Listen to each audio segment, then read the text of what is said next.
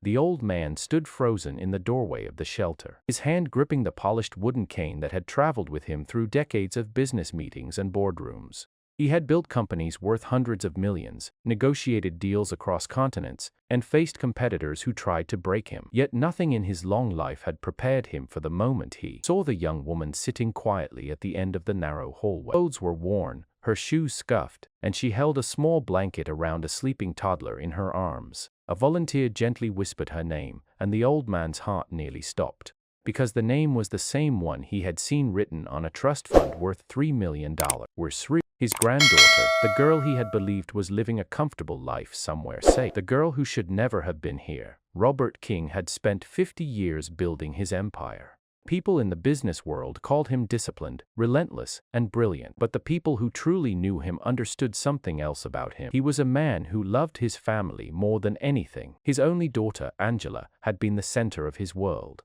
When she married a charming young man named Victor Lawson, Robert had welcomed him with open arms. Victor seemed polite, respectful, and eager to prove himself. For a few years everything looked perfect. Angela and Victor welcomed a baby girl they named Lila. Robert adored that little girl from the moment she opened her eyes. He created a trust fund for her the very day she was born, placing $3 million into an account that would secure her future. Education, housing, safety. Robert wanted her life to be free from the struggles he had known when he was young. But life rarely follows the plans we make. When Lila was only 10 years old, tragedy struck the family. Angela became seriously ill and passed away after a short battle that left the entire family shattered. He offered to take full responsibility for raising Lila, but Victor insisted that a daughter belonged with her father. He promised Robert that he would give Lila a stable home. For a while Robert believed him, but then Victor moved the family to another state, claiming it was for work opportunities. Phone calls became less frequent, visits became rare. Eventually, communication stopped almost entirely.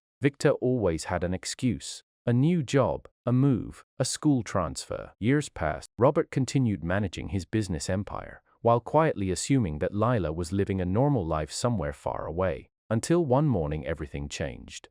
It began with a simple charity visit. Robert often supported shelters and community centers across the city. He believed successful people had a responsibility to help others. That morning, one of his foundation directors invited him to visit a local shelter that housed young mothers and children. Robert agreed, expecting nothing more than a routine visit, but the moment he stepped inside the building, something felt different. The hallway smelled faintly of cleaning supplies and warm soup from the kitchen. Volunteers moved quietly between small rooms. Softer, children's laughter echoed from somewhere in the distance. Then he saw her, a young woman sitting in a plastic chair, gently rocking a sleeping toddler. Her hair was pulled back in a simple braid. Her clothes looked worn from too many days of use, but there was something in her face that made Robert stop walking. It was her eyes, the same deep brown eyes Angela had. Robert felt his chest tighten, stared for a long moment before finally turning to the volunteer beside him. "Excuse me," he said slowly. "What is that young woman's name?" The volunteer glanced at a clipboard. "That's Lila Lawson. She arrived here 2 weeks ago with her son." The name struck him like thunder.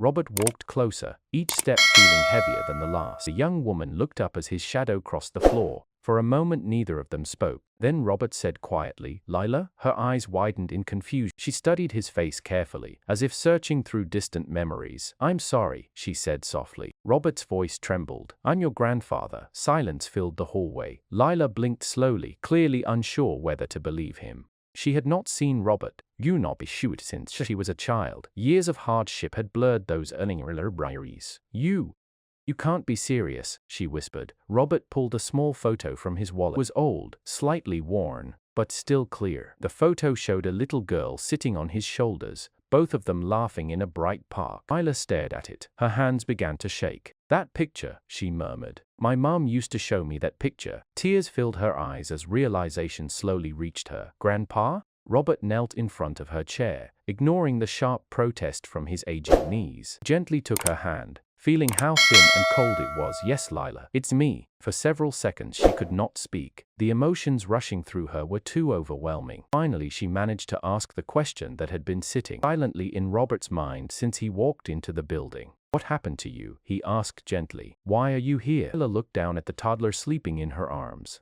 "My son's name is Noah," she said quietly. "He's 2. Robert nodded softly, but his concern only forced me to wing forward darkened slightly.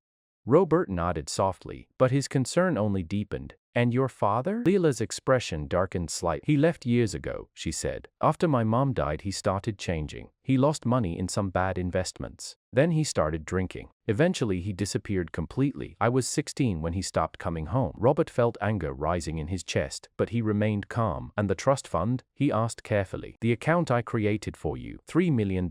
It was meant to protect you. Leila looked confused. What trust fund? Those 3 words froze the air between them.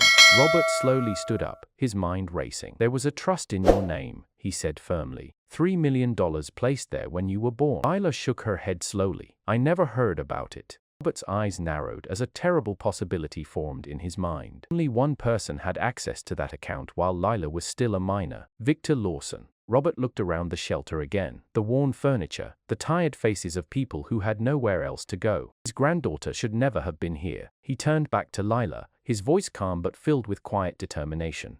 Leila, he said, I promise you something. She looked up at him. Your life and our change. Your life is about to change. She looked up at him. Your life is about to change. Because Robert King had spent his entire life solving problems and uncovering truths. And now he had just discovered the biggest betrayal his family had ever faced. Somewhere out there, a man had stolen $3 million meant for his granddaughter, and Robert King intended to find him,